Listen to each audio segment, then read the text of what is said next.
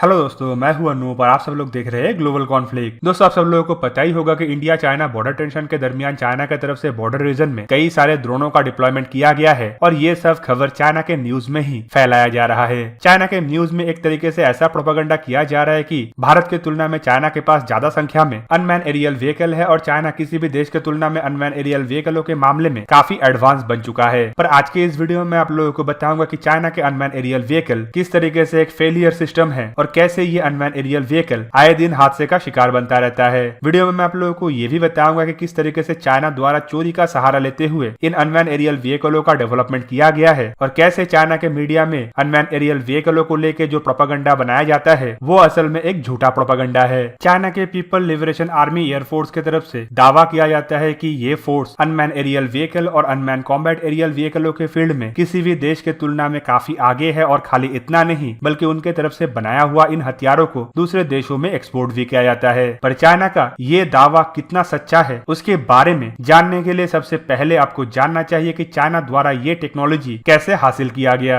China का unmanned aerial vehicle का development का प्रोग्राम शुरू होता है 2001 से, जब चाइना के एयरफोर्स के एक J-8 एयरक्राफ्ट द्वारा अमेरिकी एयरफोर्स के EP-3E एरिस 2 सिग्नल और इंटेलिजेंस गैदरिंग एयरक्राफ्ट को फोर्सफुली हेनान प्रोविंस के एक आइलैंड में लैंड कराया गया था। दोस्तों, पीस टाइम में अगर कोई भी देश के साथ दूसरे देश का ऐसा कोई हरकत हो जाता है तो इंटरनेशनल लॉ के मुताबिक प्रोटेस्ट जारी करने के बाद इन हथियारों को वापस कर देना चाहिए, लेकिन चाइना की तरफ से उसी समय ही नियमों का उल्लंघन करते हुए अमेरिकी पायलटों को तो छोड़ दिया गया था लेकिन एयरक्राफ्ट को वापस नहीं किया गया। दोस्तों, ये एक बहुत ही हाईटेक एयरक्राफ्ट था जिसका इस्तेमाल कम्युनिकेशन, रिमोट कंट्रोल और इंटेलिजेंस गैदरिंग में किया जाता था। अमेरिकी एक्सपर्टों का कहना है कि इस घटना के बाद से ही चाइना के पास इतना इलेक्ट्रॉनिक इक्विपमेंट आ गया कि वो इसका रिवर्स इंजीनियरिंग करते हुए अपना अनमैन एरियल व्हीकल और दूसरा इसी तरीके का हथियारों का डेवलप कर पाए। पर इसके बाद नेक्स्ट घटना हुआ ईरान द्वारा, जब अमेरिका का एक अनमैन एरियल व्हीकल को मार गिराया गया था। ईरान के तरफ से इन हथियारों के जो अवशेष था उसे चाइना का हवाले किया गया और चाइना द्वारा इसे रिवर्स इंजीनियरिंग करते हुए अपना अनमैन एरियल व्हीकल का प्रोग्राम को आगे बढ़ाया गया। दोस्तों, ये पहली बार ऐसा नहीं हुआ है किसी दूसरे देश का हथियारों का इस्तेमाल करके या हथियारों से इक्विपमेंटों को चोरी करके चाइना की तरफ से अपना खुद का हथियार बनाया गया हो। इससे पहले चाइना का फाइटर एयरक्राफ्ट, हेलीकॉप्टर और टैंकों को भी दूसरे देशों के इक्विपमेंटों को चुरा के ही बनाया गया है। चाइना दावा करता है कि इन ड्रोनों को Chinese company Chinese aerospace science and technology corporation की तरफ से बनाया गया है और इसका नाम रखा गया है CH-4। दोस्तों, खाली ये नाम कॉपी नहीं बल्कि ये अमेरिका का MQ-9 रैप्टर का ही एक कॉपी है। चाइना इसे अपने बेड़े में शामिल किया है और इसे दो अलग अलग तरीके के अनमैन एरियल व्हीकलों में डिवाइड करके रखा है, जिनमें से एक अनमैन एरियल व्हीकल सर्वेलेंस के लिए इस्तेमाल होता है जबकि दूसरा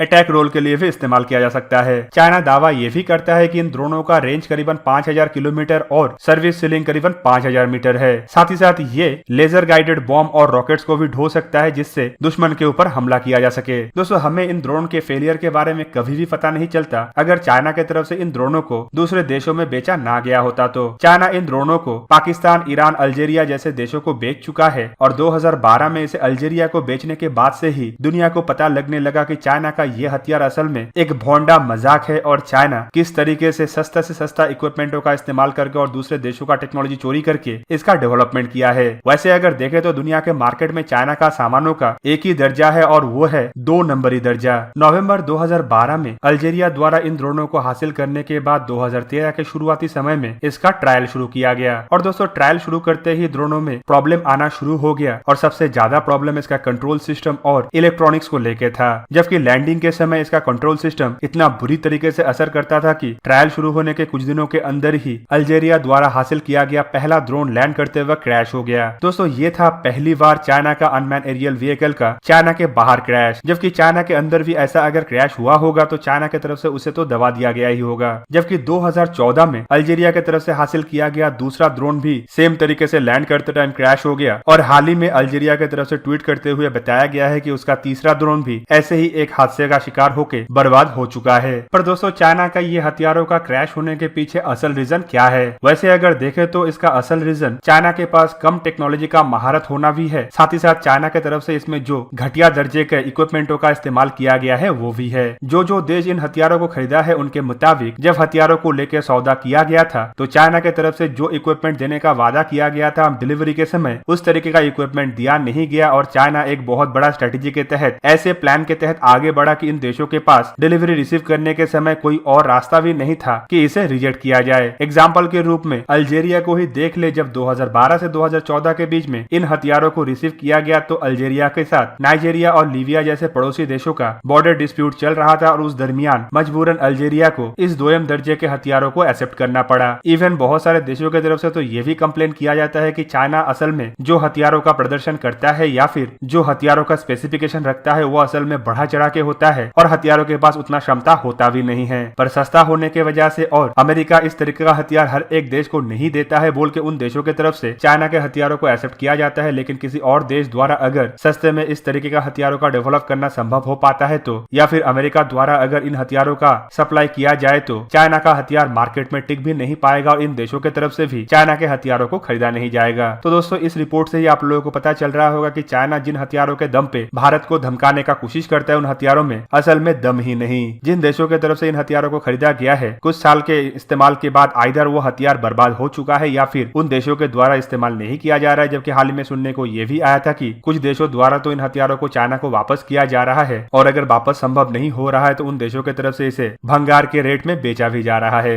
तो दोस्तों, ये था आज का वीडियो। आप लोगों को मेरा ये वीडियो अच्छा लगा हो तो इसे लाइक कीजिए, साथ ही साथ मेरे चैनल को सब्सक्राइब कीजिए और सब्सक्रिप्शन बटन के साइड में बना हुआ बेल आइकन को भी प्रेस कर दीजिए ताकि आप मेरा वीडियो देख पाए सबसे पहले। जय हिंद।